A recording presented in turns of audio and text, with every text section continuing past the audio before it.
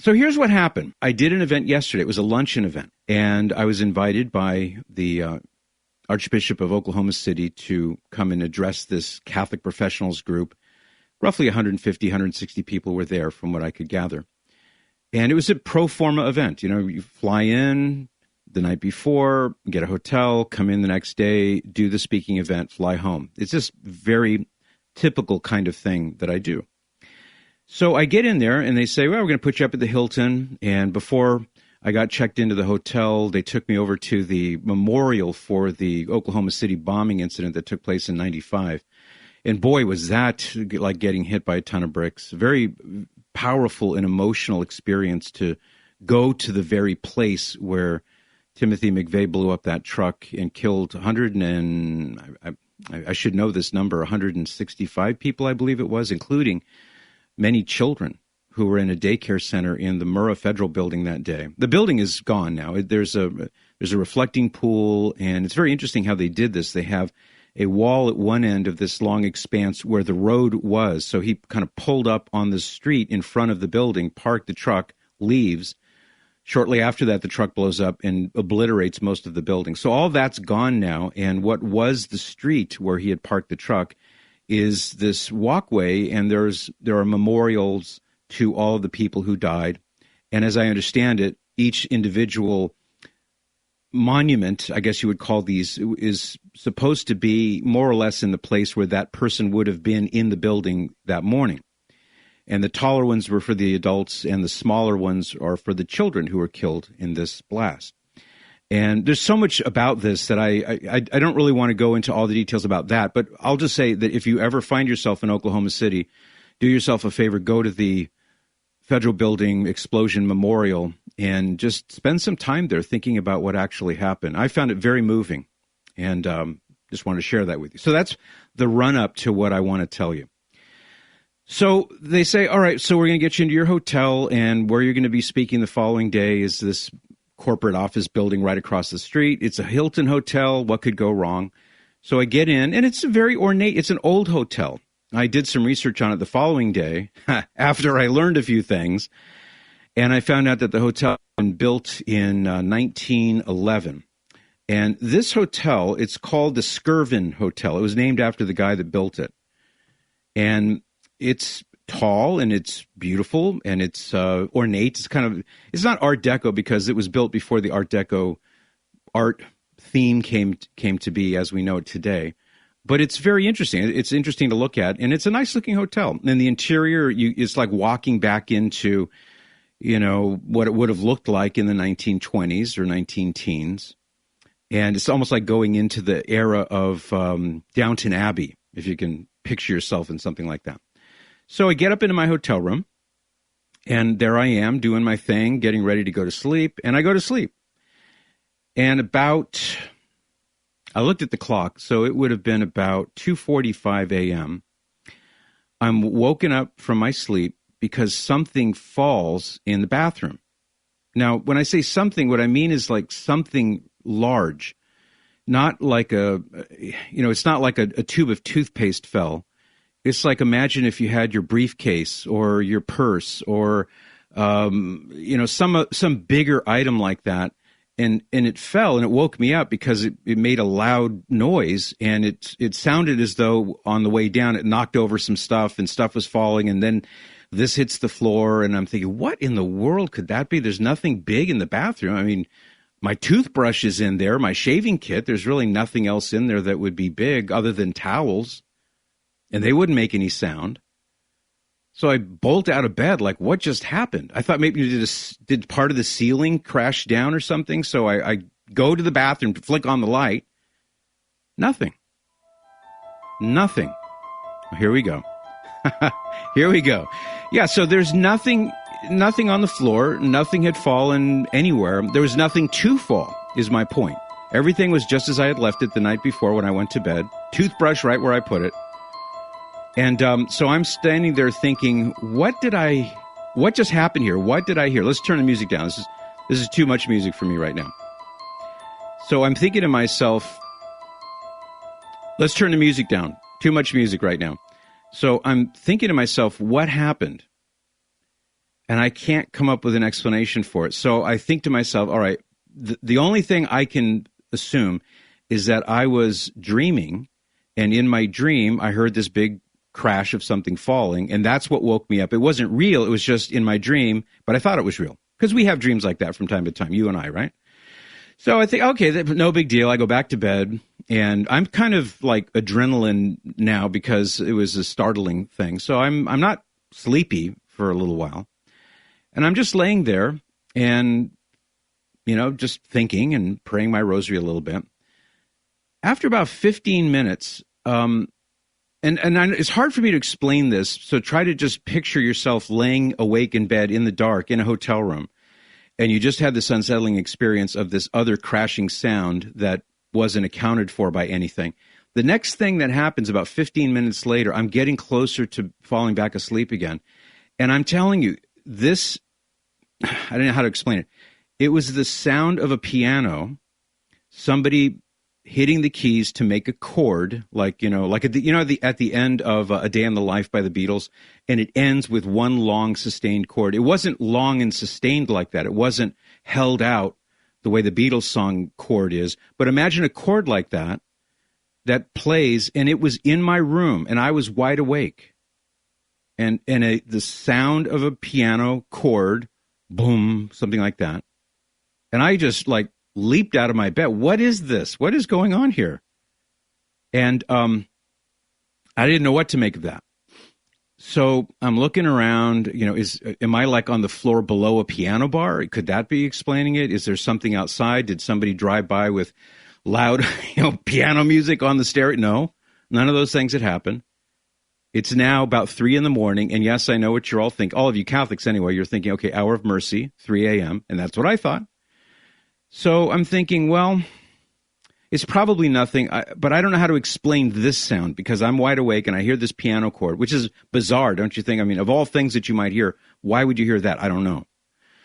So I lay back down again. I'm trying to get back to sleep, and about the same amount of time goes by, 10 minutes or so. The next thing that happens is I hear a child's voice in my room about 5 feet away from my bed say, "Mom." A child's voice of about 8, 9 years old. I'm getting chills right now. I just want you to know, I'm feeling the chills coming back the way I felt them, because this voice was coming from inside my room, and it was a little child who just said one word, "Mom," like that. So I'm thinking, okay, something is going on here. This is not normal. This is not, I'm not asleep. I'm not imagining things. I'm not prone to this kind of thing. Just ask people who know me. I never watch horror movies, never watch any kind of movie that involves, the diabolical. I just stay far away from all that stuff. I don't want anything to do with it. So my mind is not in that world. I don't think about that stuff. I don't dabble in it. And suddenly now I find myself in the middle of this paranormal situation that I can't account for. And so the thought that came to my mind is there must be something really bad that happened in this room at some point, or maybe God is permitting some soul, some restless soul, to manifest in this way, kind of an odd way, but maybe somebody needs prayer.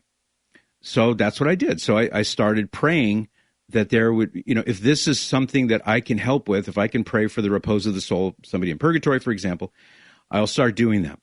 So I did. And there were some other odd noises in the room that night. I don't want to bore you with all the tediousness of all these different things, but those were like the 3 major ones. That last one is what really got my attention in a big way. "Mom." That just, even when I said it, I can remember hearing it. So that was my deduction. I need to pray for somebody, so I did, and I slept fitfully. I didn't really sleep much for the rest of the night, and you know how it is, you've got to get up the next morning, and you've got to do some work, like do a radio program. So I did the radio program yesterday. I didn't mention anything to you about it. Here's why. Here's why I didn't say anything about it. Because I thought, well, this is just something that happened to me, no big deal. I get over to the luncheon event across the street, 34th floor, whatever it was. Very swanky kind of restaurant setting. And I'm seated at the table next to the Archbishop of Oklahoma City, Archbishop Coakley. So he's sitting to my left, and I'm getting ready to go up and give my talk. And I said, Archbishop, an odd thing happened to me last night. I said, what was that? He said, and then I recounted to him what had happened in the room, and the odd noises, and the child's voice saying mom, and the crashing sound and all of that. And he looked at me and he says, well, do you know about that hotel? I said, no, I've never heard of it in my life. He says, well, that hotel is rumored to be haunted. Really? Yeah. In fact, he told me that I guess it was at some point, not that long ago, an NBA team said that their players were spooked by ghosts, and that's why they lost the game or something like that. I didn't know anything about anything. I don't follow NBA. Please don't be offended, all you NBA fans. I don't follow NBA basketball. I didn't know any of this. I'd never heard of it, never heard of the hotel. I didn't know anything about anything. So when I am talking to the Archbishop and he says, yeah, well, there have been some incidents of people seeing things and hearing things in that hotel, it all kind of clicked in place. And I thought, oh, that's what happened. So the story's not over there. You might think, well, that's the story doesn't end there.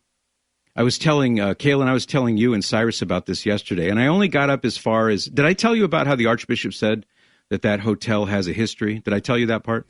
No, you didn't get there.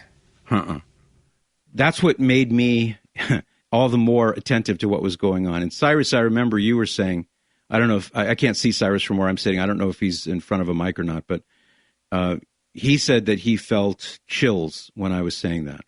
Full body chills. Yeah. Yeah. I'm feeling it right now, actually. That's all too real. So when I'm telling you the story, you hadn't heard the part about the Archbishop kind of filling me in on everything that happened the following day, right? Not at all. And for some reason, I'm not surprised. Yeah. So here's where the story kind of culminates. Well, something just happened, and we don't know what it was that happened. I'm developing a theory that maybe a certain old hairy legs doesn't want this conversation to go out over the airwaves. I don't know. But that was a complete glitch. Something happened in the system. Suddenly I went off the air. But I'm back now, Patrick Madrid. I was telling you the story. So I'm back in the hotel room. It's the middle of the day. Sunlight streaming in through the windows, bright, cheerful. I'm packing my stuff. And after all the paranormal stuff that happened the night before, I'm thinking, well, that was weird. I'll just chalk that up to odd experience. And maybe the hotel is haunted. Who knows? Then, as I'm standing there at the bed, putting stuff into my garment bag, and this kind of old-style closet was open. Both doors are open. And the way this closet works is that when you open the doors, the light turns on. And in the back of the closet, kind of back against the wall of the closet, there's a switch. So the light is on because I had opened the closet to take out my clothing. And it was empty, but the doors are wide open. Picture that, okay? So that's what I'm looking at, or at least that's what I'm facing in the room as I'm doing this. As I'm doing this, the light not only switches off, the switch moves. I hear the chunk, the chunk of the switch. What? So I look over there, and I'm facing this closet. The light should be on because when you open the doors, the lights come on. When you close the door, the lights come off. But there's a manual switch that you can use. And so as I'm standing there watching it, the switch is switching off and on. Off, not like in a preset manner, not like certain strict interval, like 3 seconds, and not like that. It was haphazard. It flips on, it flips off, it stays off. 15 seconds go by, it flips on again, flips off again, flips on again, stays on, flips off again. So, what does Patrick Madrid do? So I'm thinking, first of all, I really kind of want to check out of this hotel now. And I didn't have a whole lot of other stuff I had to pack. So as I'm standing there, picture this, I begin praying. I begin saying prayers. And I'm not feeling afraid. I didn't feel like terrified. I didn't feel that. I felt, I did feel a bit nervous because I clearly was in the presence of something or someone who was trying to bother me, trying to harass me. But I also had this feeling of kind of indignation. Like if you're a holy soul in purgatory and you need prayer, that's fine. I'll help you out. I'll pray for you. But can you cut out the theatrics, please? I mean, I get the idea that if you need prayer, I'm going to pray for you. And hopefully you know that I've been praying for you. So that's why I wondered if maybe this wasn't a benign entity. And we're going to get to the whole issue of, well, within Catholic theology and biblical theology, what are the possibilities that these things could have been? I'll go through what I think they are. I'll give you my thoughts on that in a little bit. Point being is, this thing is now, it's like it's got its last hurrah, and it's trying to spook me even more. So I just started praying out loud. I start praying, I prayed to my guardian angel, prayed the St. Michael Defend Us in Battle prayer. I prayed the Memorare, prayed the Our Father, glory be to the Father, pray the Fatima prayer, oh my Jesus, forgive us our sins. I just started praying out loud because I figure if you're trying to harass me, I'm going to harass you right back.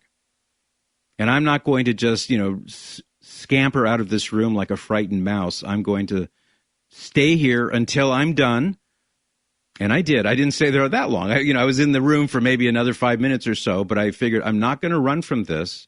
And I am going to speak truth in terms of praising God in prayer and invoking the intercession of the saints. I'm going to do it out loud. I'm going to do it in front of whatever this thing is. And if it's a holy soul in purgatory, he or she's going to love it. If it's a demon, he's not going to love it, which is so much the better. And the light switch at odd intervals would switch off and on again. And I left my room.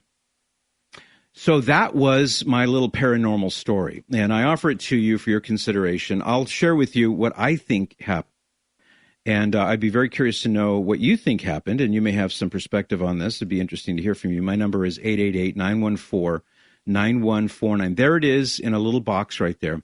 Here is what I would say theologically looking at this.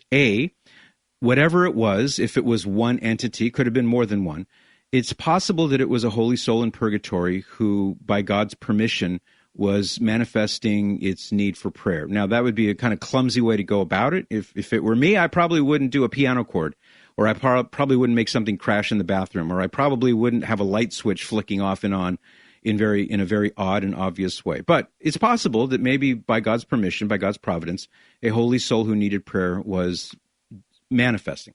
Second possibility is it could be a demonic spirit.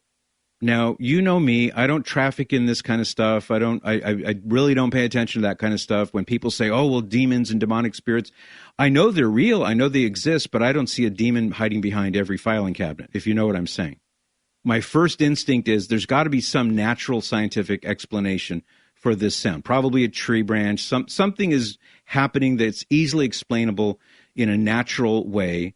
That's my default position. Only when I'm pushed and I have no other option but to consider the supernatural, only then will I actually do that. Some people may say, yeah, that's because you're not spiritual enough. Maybe so, I don't know.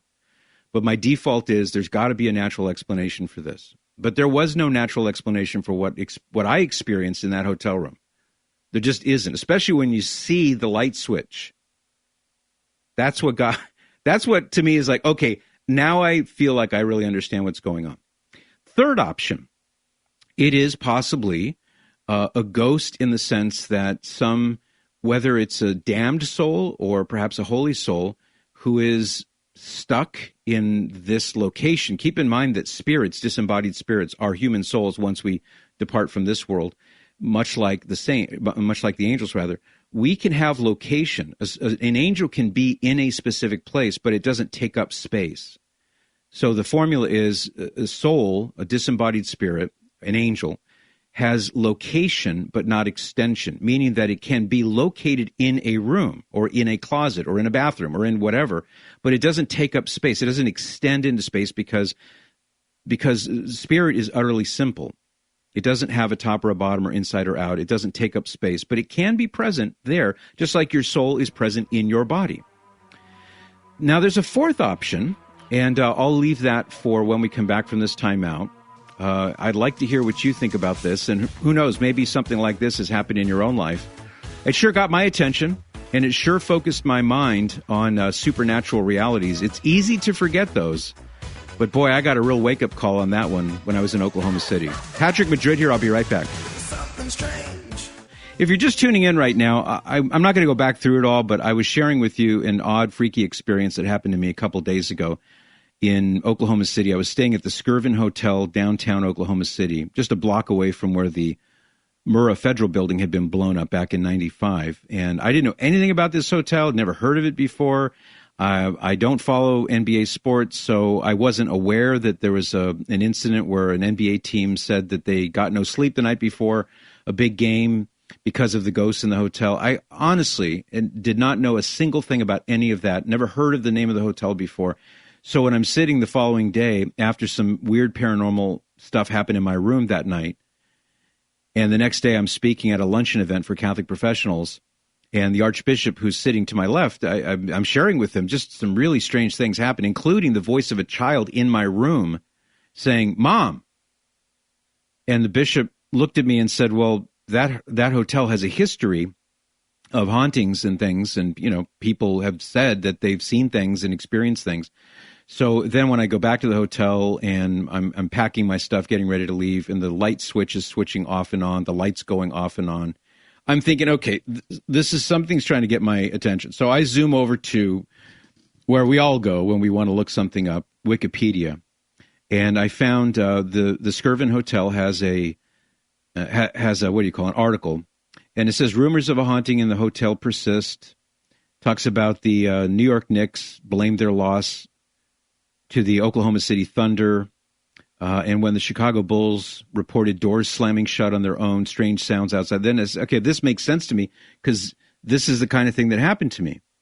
And so the backstory is that the guy who built the hotel, W.B. Skirvin, that he had an affair with a maid. She gets pregnant. He locks her on the 10th floor to keep her from, keep the news from getting out. She's depressed. The baby's born. And so the legend is that she committed suicide by jumping out of the window, and she took the baby with her. And nobody seems to know whether or not there ever was such a person. People claim there was, but the story, how these stories are, they get embellished over time. But one thing that seems irrefutable is that something is going on in that hotel.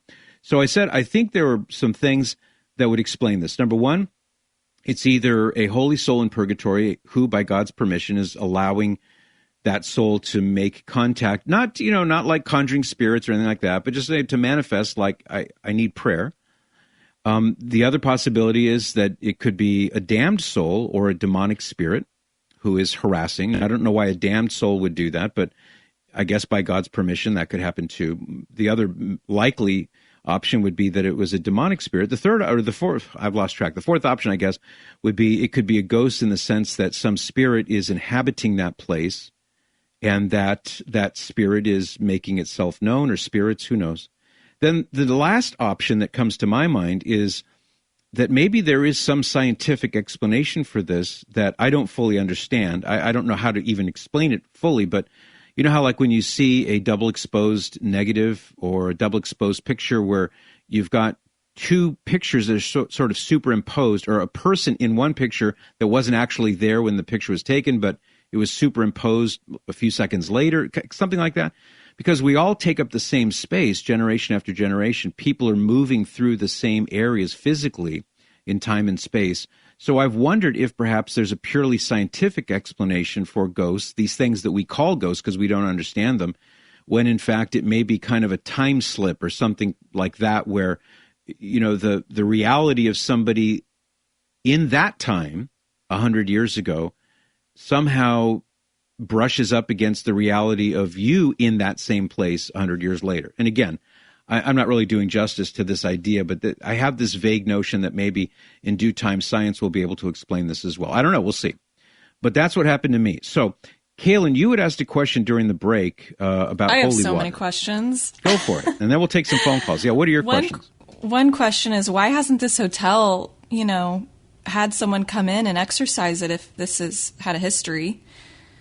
And I guess point. My other question was about holy water. Is it a good idea for us to bring holy water with us whenever we're traveling and bless the room before we stay in it? Yeah, that actually, when you said that, it reminded me, I have done that. I have taken holy water with me when I travel, and just a little plastic holy water thing. And the reason is holy water, as you know, Kaylin, is a reminder of our baptism, our death, burial, and resurrection in Jesus Christ through baptism, as the Bible says. It's a reminder of our unity with Jesus, and it's also a reminder that we believe in the supernatural realm, and so by using holy water as a way to bless things, it's not superstitious. It's not trying to, chase away bad luck or anything like that. It's a reminder to us and to those who are in the spirit world, the world of the supernatural, that we're basically staking our claim. This, as for me and my house, we will serve the Lord kind of thing from the book of Joshua. So just to put everything on notice and everyone on notice that this is a place where Christians are, those are some of the primary reasons for using that sacramental of holy water. But I have done that. I didn't have any holy water with me in Oklahoma City, however. Had I had some, I would have used it. I would have used all of it in that room. I would have. Yeah. Well, if tourism goes down in Oklahoma City, I think we will know who to blame. Yes, or maybe, who knows, tourism may go up now because I'm talking about this. I can tell you one thing, though, Kaylin, and that is I'm not going to stay at that hotel again because I'm thinking to myself, whatever that thing is, yeah, you're not going there either, huh? No.